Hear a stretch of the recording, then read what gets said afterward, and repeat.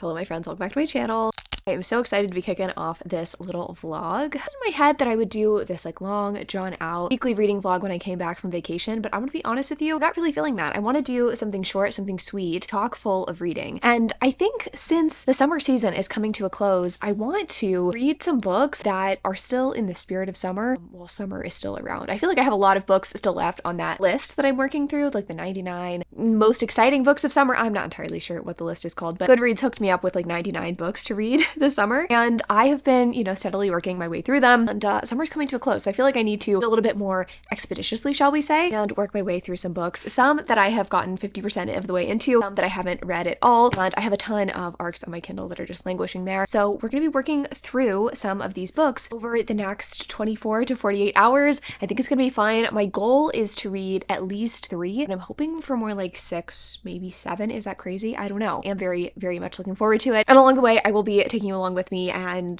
potentially having some fun together, eating some fun dinners together, showing you recipes that I've been loving, things like that, just typical kind of like reading vlog things, but condensed into a shorter period of time. It's going to be a good time. Now, the book I think I'm going to start with is actually a book that I'm about 50% of the way into. I picked this book up in last week's reading vlog and was really enjoying it, and I really want to get through this one. You might have also noticed in last week's vlog that I showed y'all my skincare routine, how much it's been changing the game for me, especially clinically proven skincare, and that is all thanks to the sponsor of today's video, Nurex. Nurex has been helping me take control of my health because they make it so easy with affordable specialty level care that's available from home. I've been using Nurex most recently for my skin because as I age, I feel like I'm starting to notice fine lines and uneven texture that wasn't a problem a couple of years ago, and I'm someone who doesn't really like spinning my wheels with over-the-counter products. With Nurex, I was able to get a personalized treatment plan 100% online without the hassle of waiting for an in-person appointment or traveling to the dermatologist. Super easy, and I was able to complete the medical consultation when it was convenient for me. Right now, I'm using tretinoin, which is the golden standard when it comes to treating fine lines,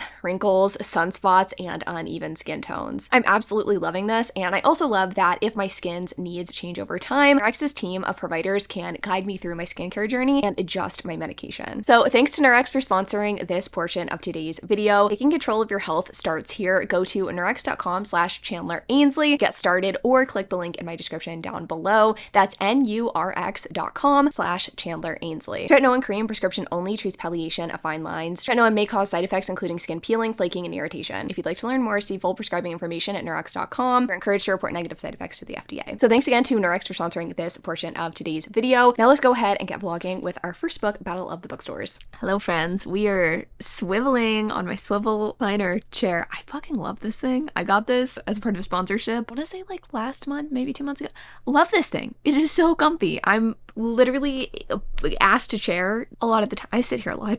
I just have delightful yogurt as well, and I had to tell you about it because I have always been yogurt bowl girl, which y'all know if you've been following me for any length of time. Yogurt, some fiber one brownie, some strawberries, love. However, I've been wanting to eat yogurt earlier in the day, and I'm not saying you can't have brownie any time of day. However, I made a granola discovery, and I'm quite pleased with it. It has some fiber, a little bit of protein, and I like the texture because here's the thing about granola that I've never liked in the past. It feels like I am a horse eating oats, and I don't really like that. I feel like most granola texturally is not my favorite, but the Catalina Crunch Vanilla Almond granola, her picture right here, she's that girl, looks and tastes a little bit like a Rice Krispie treat, but it's like puffed rice texture. There's little cereal bits in there too. It's a delight. It is a true delight, and I've been enjoying it. Yeah, can't really speak to other Catalina Crunch products. I feel like their cereals have mixed reviews from people. I feel like they use artificial sugar in their stuff, so it could be miss. I like the granola though. It's quite good. So I had that as like a little snacky snack. I had a huge breakfast, so I like needed something a little lighter for lunch, and it really hit the spot. Okay, no one cares. I mean, maybe you do. You occasionally take my food recommendations. Maybe you enjoy that. Okay, 100 pages out from finishing Battle of the Bookstore. I have talked about this before. I'm going to talk about it again. So this book is about our two main characters, Ryan and Josie. Josie is the head bookseller manager, whatever, at Tabula Inscripta, which is like a literary fiction bookshop. And then a couple doors over, our hero manages Happy Endings, which is a romance bookstore.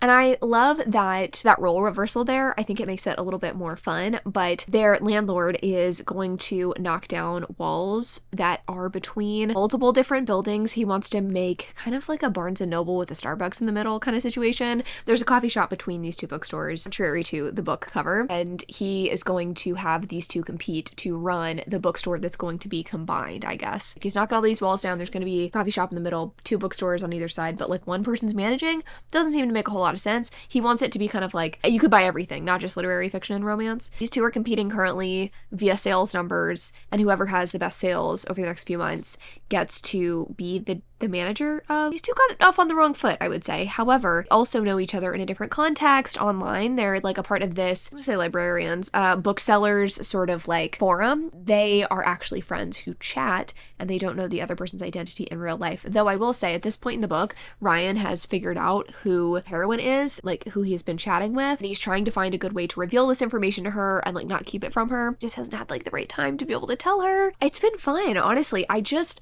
love the pace at which this book is moving. Is it a little slow? Yes, but I think the author's doing a lot to build the chemistry and understanding between both characters. Like they both have trauma in their past, maybe a little bit on the part of the heroine, but they definitely have, you know, things that make them reluctant to fall in love or to be trusting. I am liking the care that the author's taking to kind of like draw that out and not just have these two jump in bed together. There was a moment where our heroine goes with our hero to his parents' like 50th wedding anniversary sort of celebration, and they have like a steamy makeout, is maybe gonna lead to something more, but it kind of stops there. And I like that. Again, it's like still tension there because they haven't had sex and like we don't know where this is leading. I mean, we as readers know it's a romance and we know where it's leading, but I mean, like I don't know if they're gonna have sex and in what context, and I'm very excited about it because no, I just think that our hero is so charming, honestly, and he's described really sexy. He's definitely a man written by a woman, but I'm eating it up. Like, don't want it to be over, but I do want to finish this, and I do want to see which book I am most interested in the audio version of, because I need to do my nails. Two of them actually broke today, so it's Manny Day, and I also need to do Hayden's nails. I have a long day with my little e-file cut out for me, so I'm definitely going to need to find something to plug into my little ear holes. I've saying a lot of weird shit today. My apologies. I'm gonna finish this book though, and I will report back probably around dinner time. No idea what we're having for dinner, but I will be showing you. I always say that I'm going to, and I never do. This time I will. Hello friends, happy Thursday. I am cosplaying like it is winter in my little sweatshirt. I really wanted something that I could wear over my like spaghetti strap Pilates gear because it's so freaking cold in the studio. So I made this. It says spring loaded. I'm gonna put this in my shop. So if you're a Pilates girly and you want this, it is embroidered. This is a Gildan sweatshirt. I'm wearing a large and it's pretty oversized. But I'm loving it. I'm living in it. The only thing I will caution you of, I feel like you should probably do this whenever you buy something new.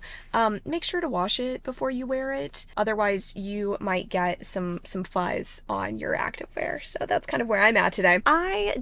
I didn't talk to y'all yesterday. I tried to, but I was so exhausted. I didn't get enough sleep, and I didn't realize quite how much that affects one's capacity to articulate and share thoughts and feelings on books. So I filmed a clip, and it was not it. So I'm just gonna tell you about the book that I finished and another book that I finished, and we can move on. I think it's for the best anyway, because I didn't actually end up really enjoying the other book that I read. Okay, I did really enjoy Battle of the Bookstores. Very, very cute book. I ended up giving it 4 stars. I really felt like the chemistry between the characters was very palpable. I felt like the progression of the relationship was very realistic. They didn't hook up super early on. Yes, they have this moment of like making out, but they kind of draw back from that and then don't hook up until like the very end of the book. I liked that personally, okay? I'm a little bit of a prude. What can I say? I'm really not. I like when the sex is part of the build of the relationship. I love when it's a delicious tension-breaking moment. I love to pine for two people to get together, okay? I want to be the yearner. I think that's really proven because I just watched episode 5 of The Summer I Turned Pretty. Oh my god. We'll talk about that in a second. I liked this book. I thought it was very cute. If you were someone who's looking for a charming man set at a bookstore, I think this is definitely it. I think this is the one. I think there's other ones out there, right? And I might have read some of them back in the day. Can I remember any of them? No. But this was very cute. So 4 stars. I wish I could say the same thing about Finders Keepers by Sarah Adler, but I just didn't like this book. The premise was so cool. Nina and Quentin, they are next door neighbors for like most of their life, I think. I don't know if I'd call them like childhood best friends to lovers, but definitely were friends growing up, would talk to each other through the open window of their duplex. Nina has a big time crush on Quentin, and I think it goes both ways, right? But kind of like broke her heart, and she holds a little bit of a grudge after that. She goes about her merry way. She's living in Boston to move in with her boyfriend. She has her, I didn't say dream job, but she's like working as a history professor at a university, hoping to get tenure at some point. That falls apart. Her contract unfortunately doesn't get renewed. She breaks up with her boyfriend, or he dumps her, and now she's back at her childhood home, kind of collect the pieces of her life in her early 30s. And Quentin, coincidentally, is in kind of a similar position. He is also back home. He got cheated on by his fiance, and he no longer has a visa to be in Paris working. So now he's back home trying to, again, pick the pieces up of his life. And the thing that kind of drew these two together, I wouldn't say it was like the only basis of their friendship, but the thing that they were really into when they were young was trying to find this treasure that was apparently left behind by this eccentric old billionaire, whatever. Really liked, searching for it back in high school. They never found the treasure. But now that they're grown, they're gonna find the treasure together. How exciting. Conceptually, I love it. Conceptually, I think it's so fun. Just didn't really like any of the flashback scenes. I felt no chemistry between hero and heroine. I didn't find it funny. I didn't like the writing. That sounds really mean. I think I was perhaps a little bit harsher yesterday. I don't mean it to be mean, and I don't mean it to be harsh, but I think it's really disappointing when a book has such a cool premise and the execution of the premise just doesn't really hit.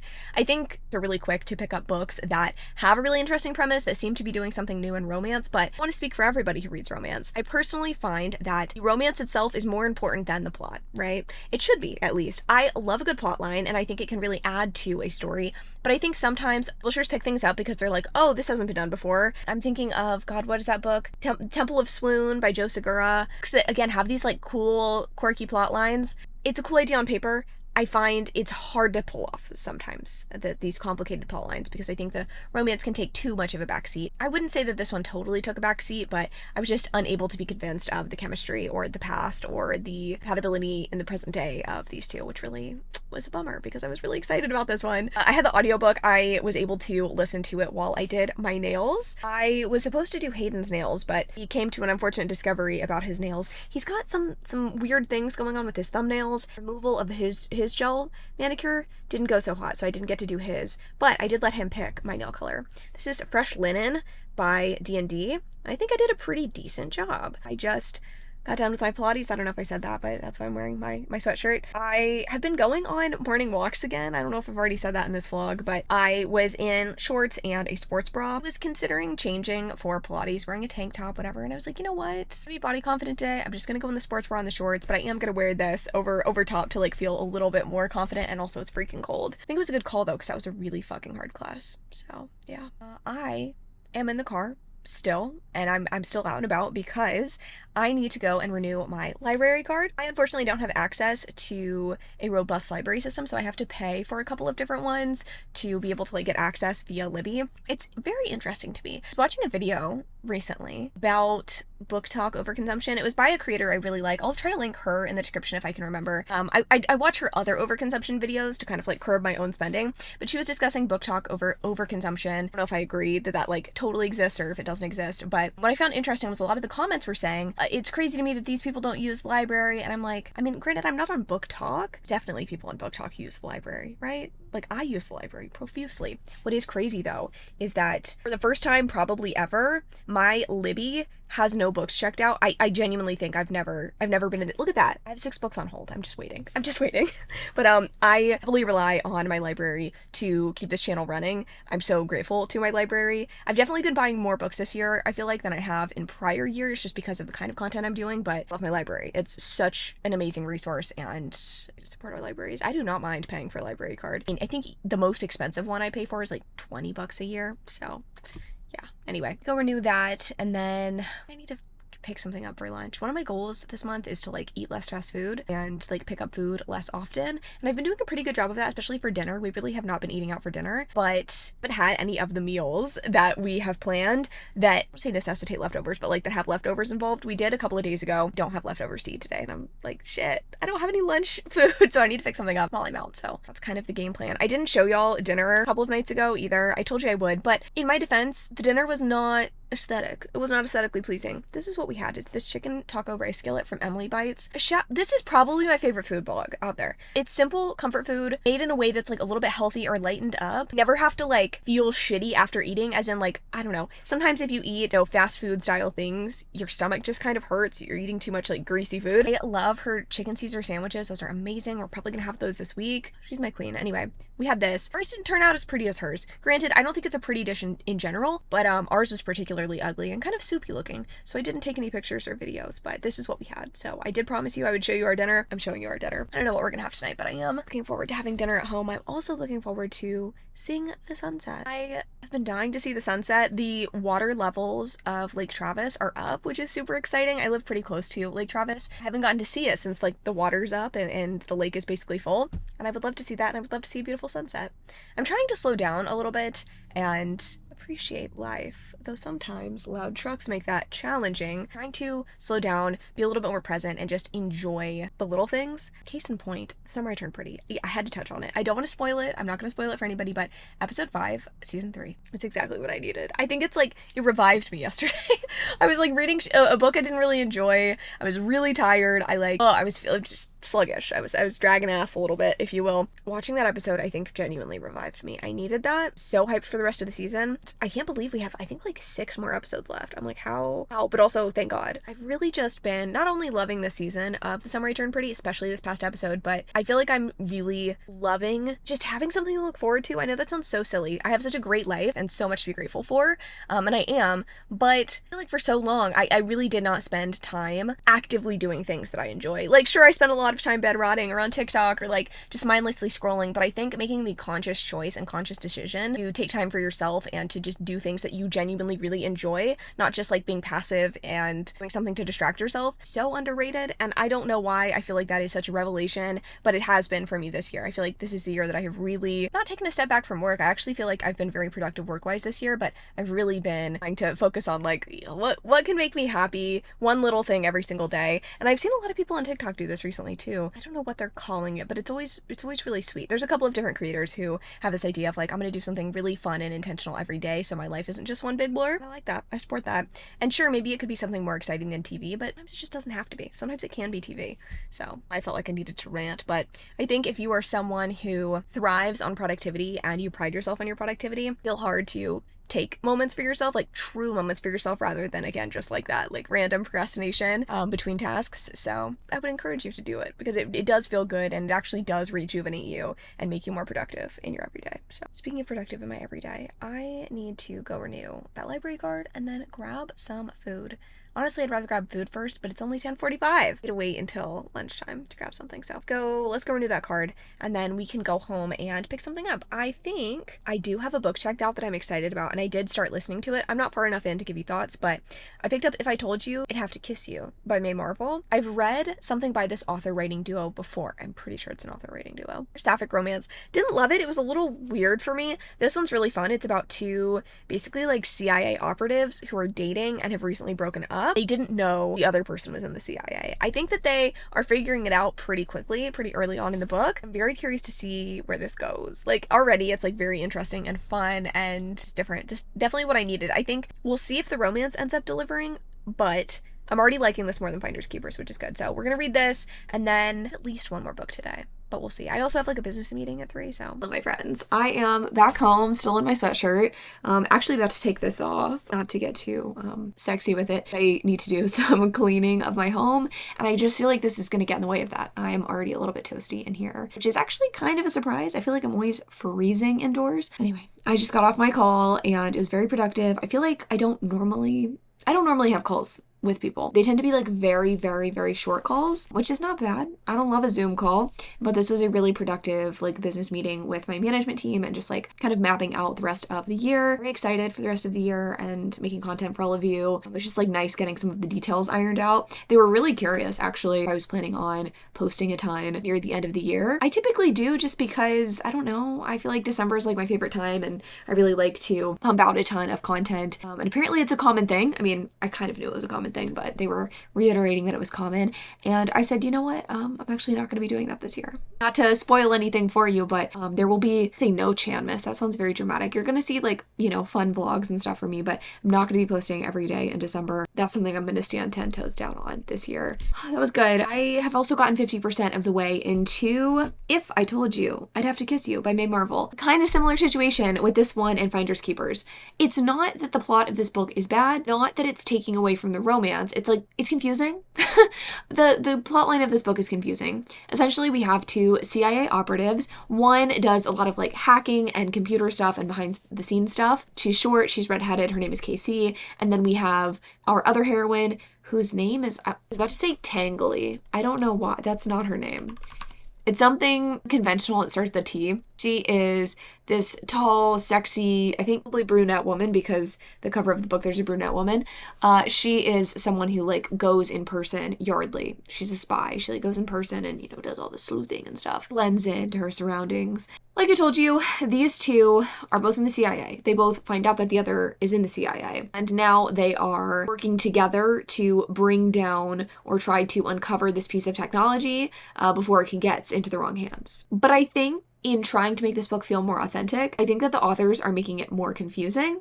I don't feel like I need all of these like little minute details. I think it's taken away from the romance. Okay, I feel like I'm a broken record here, but I really am irritated, I guess, by the lack of like romantic lead up. And the thing that's frustrating to me, there's a lot of good here. I actually really like Yardley. Why did I think it was a T name? Yardley and Casey. I buy that these two had a past. I buy that these two were in a relationship. And it was just complicated because they couldn't be fully honest with each other. Like, that makes sense. Like, y'all are keeping things from each other. Very, like, Mr. and Mrs. Smith kind of vibes. But I think that in the present day, we're spending so much time trying to uncover mysteries that we're not really uncovering each other's mysteries as much as I would like. Which is a bummer because lesbian spies is fucking cool. It really is. It truly is. But unfortunately, it's just not really delivering. I'm not upset at it, and I will say at least I am more tuned in to this one than I was for Finders Keepers. And by tuned in, I mean I'm more invested. That's a better way to put it. I'm definitely tuned in to both of the books, but more invested in this one, and I'm hopeful that things continue the direction that I like. I don't want to say it couldn't get worse. It could definitely get worse, but I'm hoping it gets better. I guess. The book that we're going to be reading, I think I showed it in the intro of the video, I think is going to be when Javi dumped Mari. Let me just say, what a spectacularly bad title for this book. I read the description of it. It's making it sound like this guy dumped this girl and it's a second chance romance. It's nothing of the sort. So that'll be interesting to get our hands on. I really like Mia Sosa though. I've had mixed luck with her books, but like I like her writing style, so I'm hoping that we like that one. This is just a fail of a video. I'm gonna title it something crazy. I will be titling it something crazy, and the thumbnail is gonna be over dramatic, so be prepared for that. Oh, I forgot to tell you. I did get some books from the library, so I guess I could show you the 2 books that I got from the library. I also lied unintentionally. I told you that, oh, you know, I love the library and it's not very expensive to have a card. It was actually more expensive than I had anticipated, and it's weird because I have multiple different cards. One of them is the City of Austin, and I think I just pay for the digital access, $21 for non-residents. Very reasonable. I get good Libby access. I love that. With the other library system that I am a part of, gives me access to a collective Libby where a few different hill country like towns or Central Texas towns, I think it's called like the Central Texas Collaborative or something like that. Symposium? It's got a fun name. Consortium. The Central Texas Digital Consortium. My library gives me access to that. They don't have their own Libby system, right? Which kind of sucks because a lot of different people have access to this and the wait times are terrible, okay? What's interesting to me is that you get access to physical books for a very inexpensive price at this library system, but the digital access and the physical books is $120, okay? And I'm pretty sure it's like the opposite, right? Austin, like the city of Austin, because I'm paying for the digital services a very inexpensive price, but if I wanted to get access to the physical books, it'd be very expensive. Whereas for here, it's like, if you want access to the digital stuff, you're gonna have to pay an arm and a leg, which is crazy, and I probably shouldn't have done it because the access to the digital stuff isn't good. Anyway, love the library. I really do. I really do. All joking aside, I do love the library. I wasn't expecting to spend $120 today on access to the library for a year, but that's okay because I think even buying a couple of books from Barnes & Noble would have offset that cost, or would have been the same price, I should say. So I am saving some money. Kind of books. First is The Songbird and the Heart of Stone by Carissa Broadbent. This is the first book in the Shadowborn duet.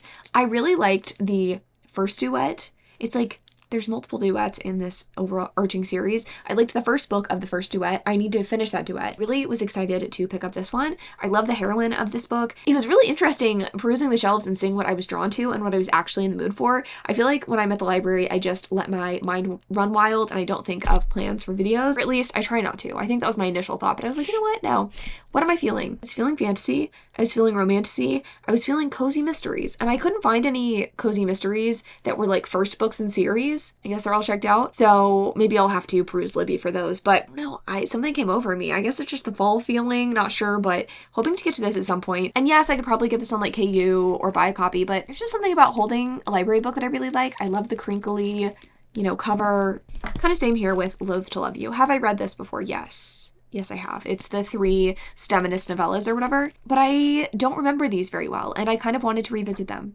I feel like I've revisited a lot of Ellie Hazelwood lately, so there we go. Also, kind of dumb, but on Goodreads, have each of these individually, but I don't have the whole collection as I have read this. And like, obviously, technically, I can mark this off of Goodreads, okay?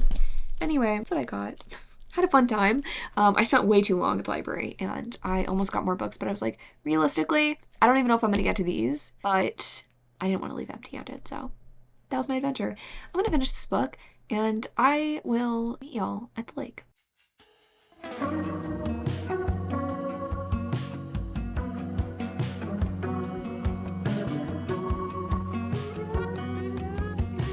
Okay, y'all, that walk was lovely. It's also a few days ago. Haven't really wanted to continue this vlog, candidly, and it's not because of you. It's because of me and the books that I'm having to read for this video. I say having to read. I'm trying to just pick up contemporary romances, new releases that are exciting to me, that are summery, and none of the books that I'm reading are hitting, and so I just feel like, let me tell you about my final thoughts on If I Told You I'd Have to Kiss You, and then another book that I finished, Made for Each Other. I've started 2 other books, also not going to be highly rated. So I was like, you know what? Let's just cut this shit off. Let's just nip it in the bud.